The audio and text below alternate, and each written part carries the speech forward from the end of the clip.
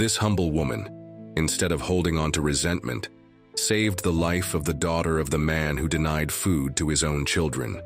In a remote village, forgotten by maps and invisible to the eyes of progress, stood stone and wood shacks, silent witnesses to stories not always told. The wind that blew through the narrow alleys carried with it the sighs of those who lived there, echoing in the corners the pains and hopes of a community marked by time and hasty judgments. It was in this setting, between shadows and faint lights, that the life of Eleanor unfolded like a delicate thread, always on the verge of breaking. Eleanor wasn't born rejected. Like every child, she came into the world surrounded by possibilities. But fate, that relentless weaver, embroidered for her a path full of thorns from an early age. Daughter of a mother who had left too soon, and a father who drowned his sorrows in the cheap alcohol of the local bar, she grew up with the stigma of the unlucky girl. Sideways glances followed her wherever she went, as if she carried with her an invisible curse. "There goes the drunkard's daughter," whispered the ladies in the town square, hiding their malicious lips behind hands wrinkled by hard work. "She won't amount to anything. She has her father's weak blood." Words cut deeper than knives, and Eleanor learned early on to protect herself with the shield of silence. As the years passed, her once childlike face gained lines of a melancholic beauty. Her eyes, a deep liquid brown, seemed to carry all the sadness of the world, but anyone who looked closely would also see a resilient flame that refused to be extinguished.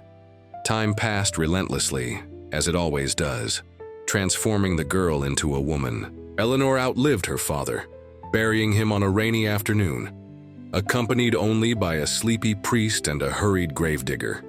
She inherited the simple cabin on the outskirts of town, where the murmur of the forest muffled the malicious comments that still haunted her. "She lives alone like a witch," they said. "She talks to the birds and gathers herbs by moonlight. No wonder no man wants her." What they didn't know, or pretended not to see, was that Eleanor had transformed her solitude into a fortress. She learned the secrets of plants from an old midwife who, like her, lived on the fringes of acceptance.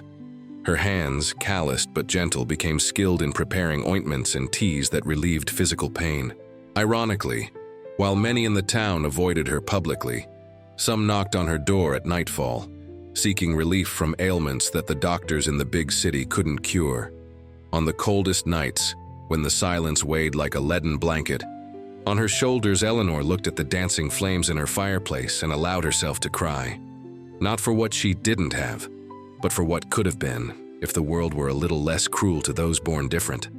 She cried for the frightened girl she had once been, for the teenager who had dreamed of hugs that never came, for the woman she had become, strong out of necessity more than by choice. In another corner of the same town stood a house of solid stone with always closed windows, like the hearts of its inhabitants. There lived Matthew, a man of modest means but inflexible pride. Unlike Eleanor, who carried the stigma of misfortune, Matthew had built for himself a reputation as a hard-working and upright man. He paid his debts, attended church on Sundays, and kept his land well tended. To the superficial eyes of the community, he was an example to be followed. However, as often happens, appearances deceive. Behind the thick walls of his house, Matthew hid a heart hardened by old disappointments. He had lost his wife in childbirth with their third daughter, Elizabeth, and secretly blamed the girl for it. His two older children, already adults, had left for the big city, unable to bear their father's bitter temper. Only Elizabeth remained, too young to flee, too fragile to confront. Matthew ruled his home with an iron fist and a thunderous voice. His rules were unquestionable, his punishments severe. However, the cruelest of his habits was using food as a form of control and punishment. At the slightest slip-up from his daughter, a poorly done task, a word out of place, he deprived her of meals. "Hunger teaches respect," he said to himself, ignoring the girl's pleading eyes. "My father raised me like this, and I became a man of worth." What Matthew failed to see was that, in his stubborn effort to raise a proper daughter, he was destroying the child's spirit. Elizabeth, at 10 years old, already had the empty gaze, of someone who had known the injustices of the world too early. Her small, thin body betrayed the deprivations she suffered, but no one in the town dared to interfere with the respectable Matthew's upbringing methods. The seasons followed one, another in the town, bringing with them the eternal cycle of planting and harvesting, births and deaths. Eleanor continued her solitary existence, finding comfort in the small miracles of nature, the blooming of a wildflower, the graceful flight of a hawk, the sweet taste of the fruits she gathered in the woods. She had learned to find beauty where others saw only desolation, to cultivate hope in stony soil. It was on an autumn morning, when the golden leaves danced in the air like tired butterflies, that fate crossed the paths of Eleanor and Elizabeth. The woman was gathering mushrooms on the edge of the woods when she spotted the girl. Sitting under an old tree, Elizabeth hugged her knees to her chest, as if trying to make herself even smaller. Her brown hair, disheveled by the wind, couldn't hide the tears that stained her pale face. Eleanor hesitated. She knew Matthew's daughter well, although only by sight. She knew the rumors about the man's severity, but like everyone in the town, she had never interfered. Now, faced with the child's evident fragility, she felt something awaken in her chest, a deep compassion, born from the recognition of another's pain. "Are you all right, little one?" she asked, approaching cautiously so as not to frighten her. Elizabeth looked up, revealing frightened eyes. Instinctively, she shrank even further. "Don't be afraid," Eleanor continued, crouching down at a respectful distance. "I won't hurt you." A heavy silence settled between them, filled only by the rustling of the leaves and the distant song of a solitary bird. Then, just as Eleanor was thinking of moving away, the girl's voice arose, so low that it was almost lost in the breeze. "My father was angry with me. I broke a plate while washing the dishes." Eleanor nodded understandingly. "Accidents happen. We all break things sometimes. He said I won't have dinner tonight and that tomorrow I'll have to work twice as hard to make up for the lost plate." The words came out without emotion, as if Elizabeth were reporting something commonplace, and it was precisely this resigned acceptance that broke Eleanor's heart. How many times had that child been punished like this, to the point of considering the denial of food as normal punishment? "You must be hungry now," Eleanor observed, opening her gathering bag. "I have some fruit and a piece of bread. It's not much, but—" Elizabeth's eyes widened, torn between desire and fear. "My father doesn't let me accept food from strangers." Eleanor smiled, a sad smile that contained all the understanding in the world. "I'm not that much of a stranger. I live in this town, just like you. Besides, what the eyes don't see, the heart doesn't grieve." After a moment of hesitation, the girl extended her trembling hands and accepted the apple that Eleanor offered her. She bit into it voraciously, confirming the suspicion that she was indeed hungry. Eleanor watched in silence, feeling a growing indignation against Matthew and his cruel practices, but also against herself and everyone in the town who allowed it to happen. "If you want, I can teach you how to recognize the edible plants in the woods," she suggested, when Elizabeth finished the fruit. "That way, the next time you don't have dinner, you can find your own food." It was the first of many lessons.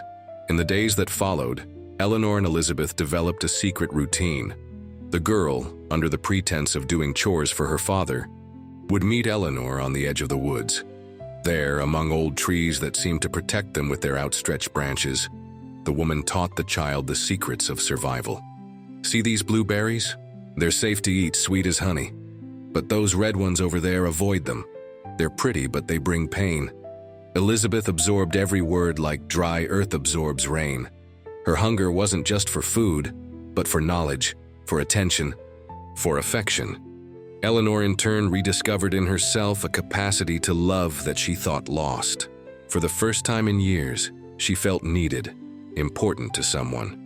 Autumn advanced, painting the world in shades of copper and gold. As the leaves fell, revealing the bare branches of the trees, so too did the barriers between Eleanor and Elizabeth fall. The girl, initially shy and reserved, began to open up, sharing pieces of her life under Matthew's oppressive roof. "He wasn't always like this," she confided one day, while both were collecting fallen nuts. "I have a memory a very old one of him smiling. I think it was before Mom died. Eleanor listened attentively, offering not only her ear but her heart. Little by little, she built in her mind a portrait of Matthew, not the monster she had initially imagined, but a man broken by grief who had lost his way in the labyrinth of mourning. This didn't justify his actions, but it helped to understand them. Pain transforms people, Eleanor explained to Elizabeth, choosing her words carefully. Some become kinder, others harder. Your father chose the path of hardness, perhaps out of fear of breaking completely if he allowed himself to feel. The girl considered these words with the seriousness of someone forced to mature too early. You've felt a lot of pain too, haven't you? I've heard people talking about you in town. Eleanor smiled, surprised by the child's perception. Yes, I've known pain. It was my companion for many years. But you didn't become hard like my father. You became kind. I had to learn to transform my pain into something different, or it would consume me. It's a choice we make every day, Elizabeth. And your father can still make that choice if someone helps him find the way. The words hung in the air like seeds carried by the wind, planting themselves in fertile ground. Without realizing it, Eleanor was sowing not only knowledge but hope. The hope that even the hardest hearts could, one day, soften. Winter arrived with its cruel inevitability, covering the town with a blanket of snow and silence. The meetings in the woods became more difficult, but not impossible. Eleanor began leaving small packages of food hidden in strategic locations, where Elizabeth could find them without raising suspicion. She also began to teach the girl how to prepare teas to ward off the cold and strengthen her body against illness. It was during a particularly severe snowstorm that fate once again intervened, this time dramatically. Matthew, who had gone out to check on his flock of sheep, did not return by nightfall as expected. Elizabeth, alone in the cold house, watched through the window as the white curtain fell incessantly, feeling a growing fear seize her heart. When the night was already late and there was still no sign of her father, the girl made a courageous decision. Bundling up as best she could, she headed for Eleanor's cabin. The path, normally short, seemed endless under the snow that reached her knees. The biting wind whipped her face and the darkness swallowed the familiar contours of the landscape. But Elizabeth persisted, guided by instinct and the trust she had developed in her secret friend. Eleanor woke with a start to the frantic knocking on her door. When she opened it, she found Elizabeth, her lips blue with cold, her eyes wide with panic. My father, she managed to say between chattering teeth. He hasn't come back, the sheep. He went to check on the sheep and hasn't come back. Without wasting time on questions, Eleanor acted with the determination of someone who knows the dangers of winter. She lit her lantern, put on her heaviest coat, and prepared a bag with medicinal herbs, bandages, and a bottle of her homemade liquor, potent enough to warm even the coldest bones. We'll find him, she assured the girl, although her heart weighed, with the premonition that the worst might have happened. But you'll stay here by the fire. It's too dangerous out there. Elizabeth, however, showed the stubbornness she had inherited from her father. He's my father. I'm going with you. Eleanor saw in the child's eyes a determination that could not be broken. She nodded, resigned, but made Elizabeth put on extra layers of clothing and drink a hot tea before they left. The storm outside seemed to have gained strength, as if trying to prevent the rescue mission. Snow fell in thick flakes, forming a white curtain that the lantern light could barely penetrate. Eleanor held Elizabeth's hand tightly, fearing to lose her in the hostile darkness. They followed in the direction of the pastures where Matthew kept his sheep, guided more by intuition than by sight. It was Elizabeth who spotted him first, a dark shape fallen against the immaculate white of the snow. Matthew lay motionless, beside a broken fence, partially covered by the icy blanket that continued to fall. Around him, some sheep huddled together, like loyal sentinels, offering the little warmth of their bodies to their fallen owner. Eleanor acted with the efficiency of someone accustomed to emergencies. She quickly checked Matthew's vital signs, noting with relief that he was still breathing, although with difficulty. A quick assessment revealed a broken leg, He had probably slipped and fallen while trying to repair the fence during the snowstorm. "He's alive," she announced to Elizabeth, whose expression wavered between relief and terror. "But we need to get him to a warm place quickly. Hypothermia is already setting in." Improvising a stretcher with the available materials was challenging, but not impossible. Using 2 fence posts and Eleanor's own coat, they managed to create something on which they could carry Matthew. The way back was a struggle against time and the elements. Eleanor pulled the makeshift stretcher, while Elizabeth pushed, both gathering strength they didn't know they possessed. When they finally reached Eleanor's cabin, closer than Matthew's house, both were exhausted.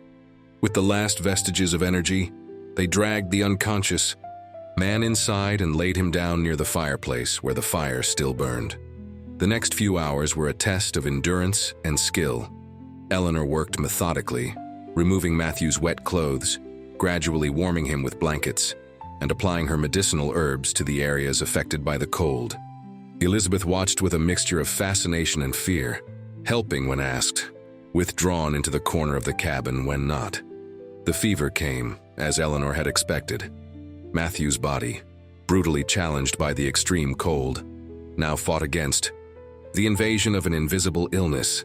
Delirious, he muttered disjointed words, called out to absent people, relived moments long buried in the past. "Clara, don't leave me. Please don't leave me."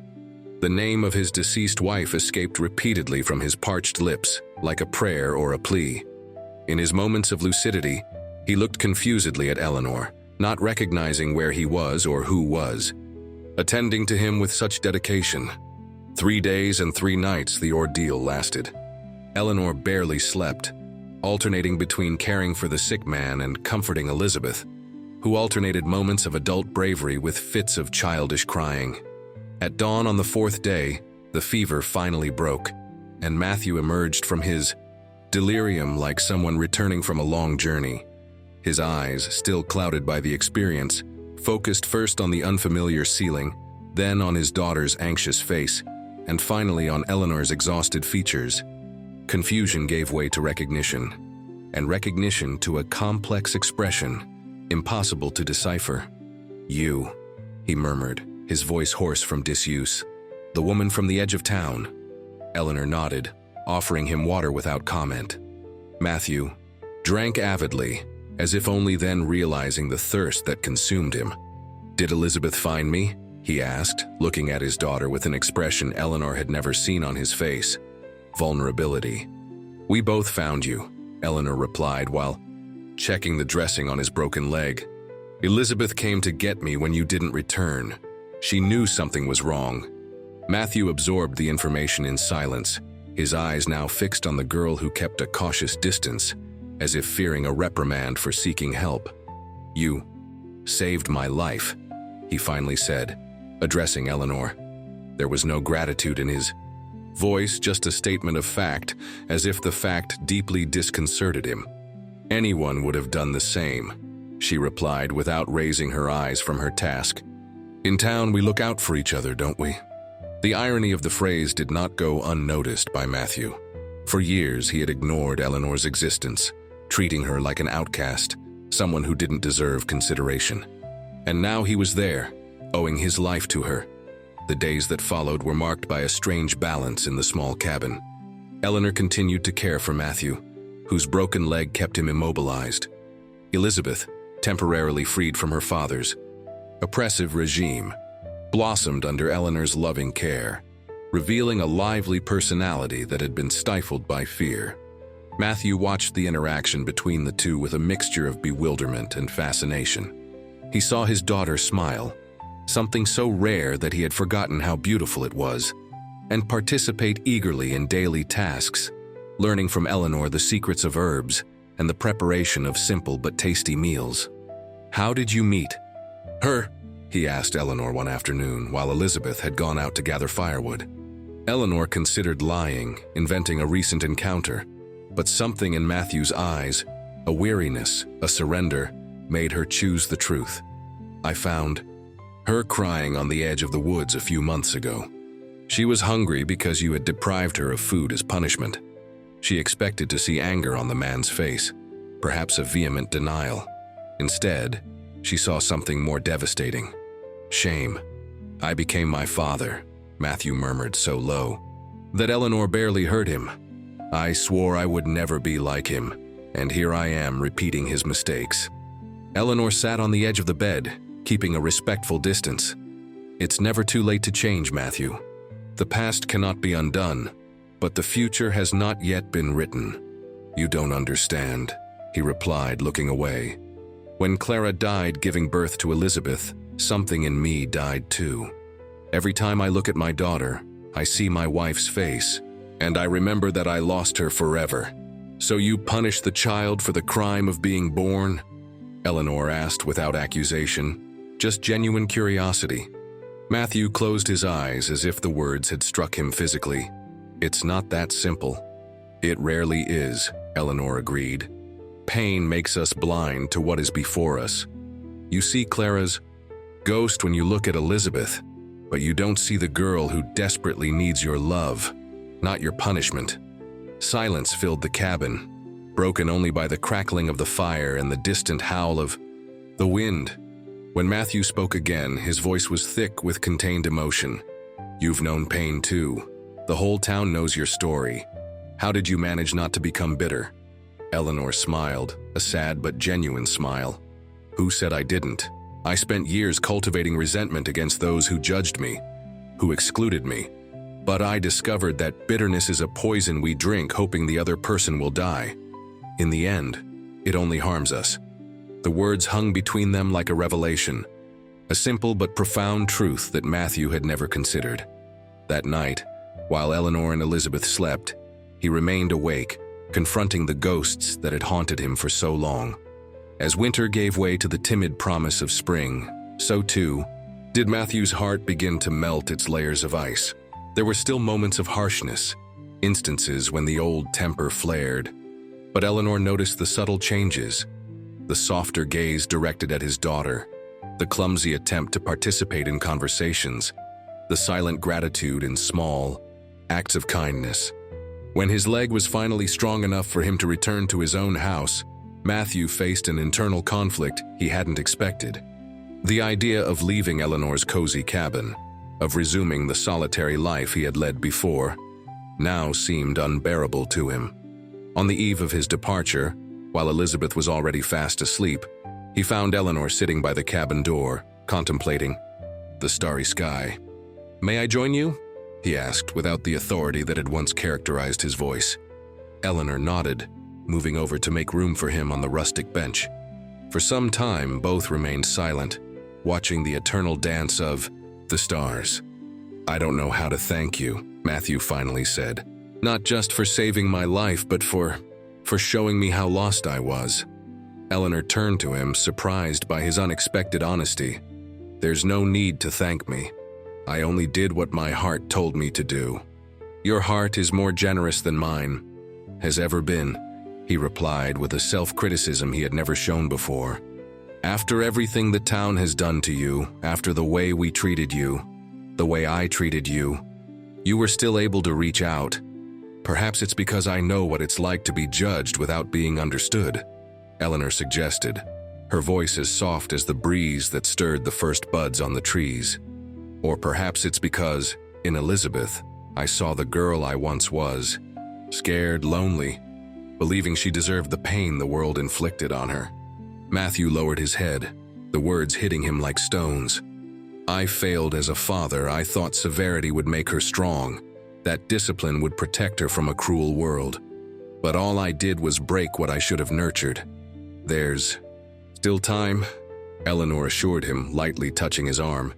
"Elizabeth has the most resilient heart I've ever known. She still believes in you, still hopes for your love. How can I begin to repair so much damage? One day at a time, a kind word, a gesture of affection, a meal shared without conditions. Love isn't built on grand gestures, but on the constancy of small ones." When spring finally burst forth in now, colors and aromas, bringing renewal to the dormant land, the town also witnessed a transformation that few would have believed possible. Matthew and Elizabeth returned to their home, but the dynamic between father and daughter had fundamentally changed. The shouts gave way to conversations, the punishments to teachings, the coldness to an affection that, although still timid, grew stronger with each passing day like a young plant seeking the sun. Eleanor continued her solitary life in the cabin on the outskirts of town, but now she received frequent visitors. Elizabeth came almost daily, eager to learn more about herbs and natural remedies. And to everyone's surprise, Matthew also began to seek the company of the woman he had once avoided. It started with small gestures, repairs to the cabin that had long needed to be done, firewood delivered without her asking, produce from his small farm left at her door. Gradually, the gestures evolved into visits, conversations at dusk, stories shared under the starry sky. The town, always eager for news, was quick to notice the growing closeness. The same lips that had once spread malicious rumors about Eleanor now murmured speculations about the nascent relationship between her and Matthew. Some turned up their noses, clinging to old prejudices. Others, observing the evident transformation in Matthew and the flourishing of Elizabeth, began to reconsider their judgments. It was on a golden summer afternoon, when the sun painted the horizon in shades of fire and gold, that Matthew finally found the courage to express what was growing in his heart. "Eleanor," he began, his voice betraying a nervousness he rarely showed. "I know I don't deserve your consideration, much less your affection. But these months, since that night in the snowstorm, have changed something in me that I didn't know could change." Eleanor watched him in silence, her eyes revealing a mixture of hope and caution. "You saved my life twice," he continued, gaining confidence as the words flowed. "First, from the cold that froze my body, then from the ice that had frozen my heart for so long." "You saved yourself, Matthew," she replied softly. "I only showed you a possible path. A path I never would have found alone," he insisted. "And now I want to ask if there's room in your life for someone like me, not as the man I was, but as the man I'm trying to become." The silence that followed seemed to hold the weight of the world. Eleanor looked beyond Matthew, to the horizon where the sun set in glory. Her mind traced the long path that had brought her there.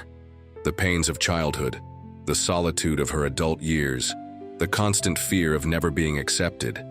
And then, like a river that finally finds the sea, her thoughts returned to the man before her whose eyes pleaded for an answer she wasn't sure she had the courage to give. "I'm afraid, Matthew," she confessed, her voice little more than a whisper. "I've spent so long building walls around myself that I don't know if I can live without them. And you're just beginning your journey of healing. How can we be sure we won't hurt each other even more?" Matthew nodded, understanding her. Reservations better than she expected.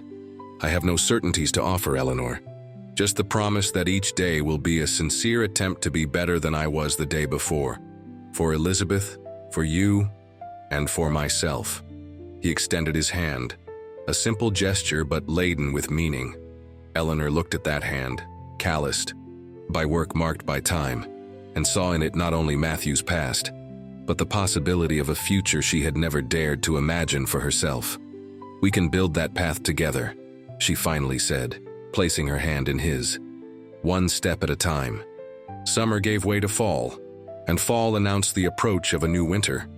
However, this time, when the first snowflakes began to fall on the town, Eleanor was no longer alone in her cabin on the edge of the woods.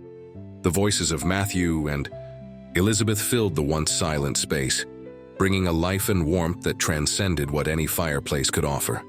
Matthew's transformation continued day after day, in small gestures and big decisions. The most significant of these occurred when, realizing that his stone house was too large for just him and Elizabeth, he decided to transform it into a community space, a place where the children of the town could receive lessons, and where the needy would find a hot meal on the hardest days. "I want the place that was the setting for so much pain to become a source of comfort for others," he explained to Eleanor, while both watched the workers rearranging the furniture in what had once been his living room. "I want Elizabeth to grow up seeing that it's possible to transform even the hardest stones into something that shelters and welcomes."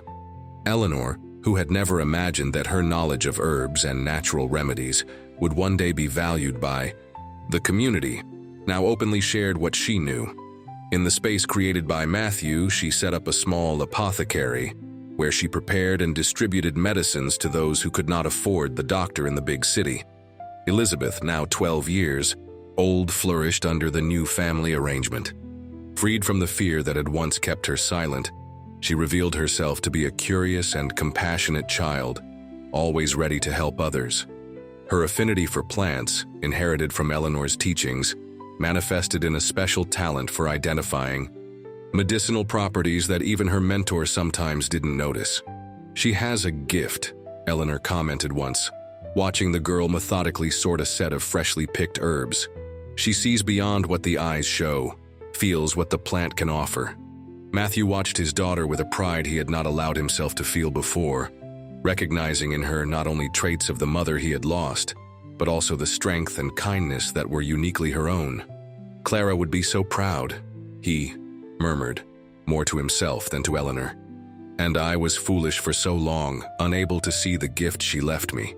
The relationship between Eleanor and Matthew deepened over the months, fueled by sincere conversations on long winter nights and by mutual respect that grew with each shared challenge. It wasn't a love born of youthful passion, but something more solid and lasting. A daily commitment to choose each other, to support each other on the path of healing they both walked. The following spring, when the first flowers dotted the fields and the air filled with the song of birds returning from their migrations, Matthew took Eleanor to a small hill on the outskirts of town. From there, they could see both the cabin where she had lived for so long and the stone house he had transformed into a community center. "I brought you here because this place represents a crossroads," he explained, as they spread a blanket on the tender grass. "From here, we can see where we came from and glimpse where we might possibly go." Eleanor smiled, feeling the spring sun warm her face. "And where do you think we should go, Matthew?" He took a deep breath, his hands slightly trembling as he took something from his coat pocket. It was a small bundle, carefully wrapped in delicate fabric. "Eleanor," he began, his voice softer than she had ever heard it, "when you found me that snowy night, I was as cold inside as I was outside. I believed my capacity to love had died with Clara. But you showed me that the heart can thaw, that there is warmth even in the harshest winters." He opened the bundle, revealing a delicate ring carved from wood. It wasn't a valuable jewel by the world's standards, but it carried a meaning that no precious gem could contain. "I made this ring from the wood of the fence where you found me that night, to always remember that sometimes we need to fall to learn how to get up again." His gaze met Eleanor's, conveying everything that words could not fully express. "Would you agree to join your life with mine? Not just as the woman who saved my life, but as my companion in whatever the future holds for us." Eleanor's eyes filled with tears that were not of sadness, but of a joy so intense that it almost hurt. Her whole life had been marked by rejection, by parents who had failed to protect her, by a community that had marginalized her, by a world that seemed determined to remind her that she belonged nowhere. And now, here was this man, offering her not only his love but a place to belong, a family to grow with. "Yes," she replied simply, extending her hand so that he could slip the ring onto her finger. "Yes, Matthew, I do." The wedding took place in the summer, when the town glowed with color and life. To Eleanor's surprise, almost the entire community attended the simple ceremony held under the old trees of the woods.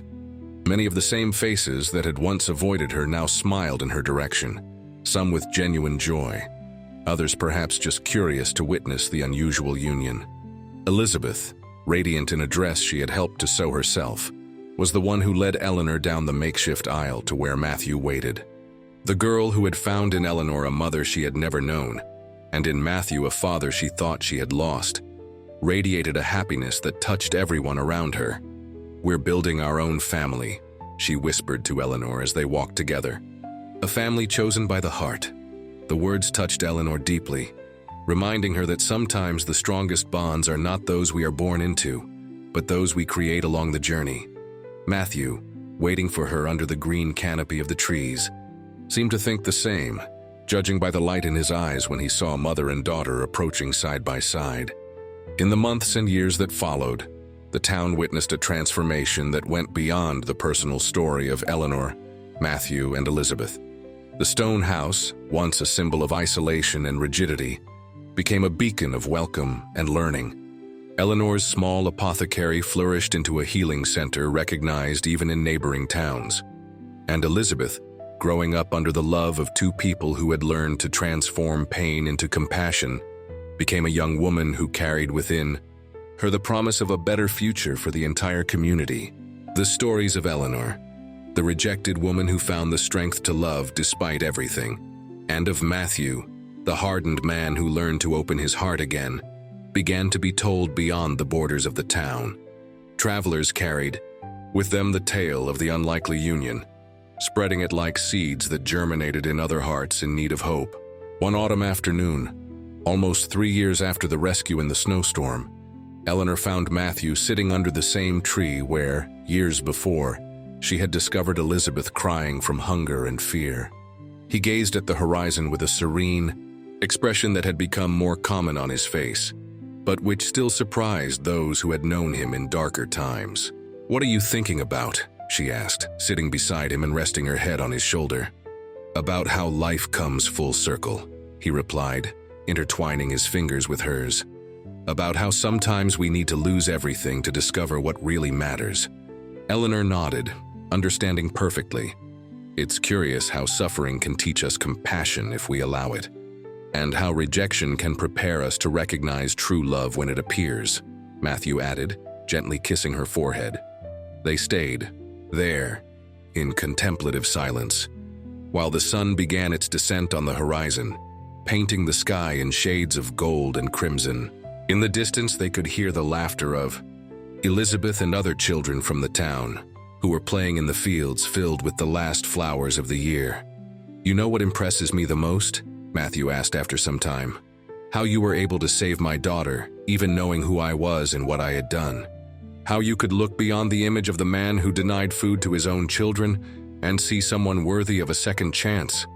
Eleanor reflected for a moment, searching for the words that best expressed what she felt. Perhaps because, deep down, we all carry both light and shadow. What defines us isn't our falls, but our willingness to get up and try again. Matthew squeezed her hand in a silent gesture of gratitude. "You saved me from the person I was becoming, and you saved me from the loneliness I had accepted as my destiny," she replied, with equal sincerity.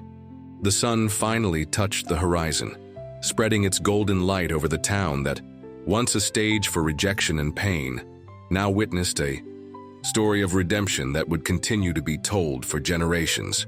At the center of this story was Eleanor, the woman who transformed her own rejection into a force capable of saving not only the daughter of a man who had denied food to his own children, but also the man himself, saving him from himself and from the cycle of pain that threatened to consume another generation. And so, as the shadows of night began to advance over the land, Eleanor, Matthew, and Elizabeth, a family forged not by blood, but by the conscious choice to love despite everything, walked home together, carrying with them the certainty that even in the darkest stories, there is always room for the light of redemption.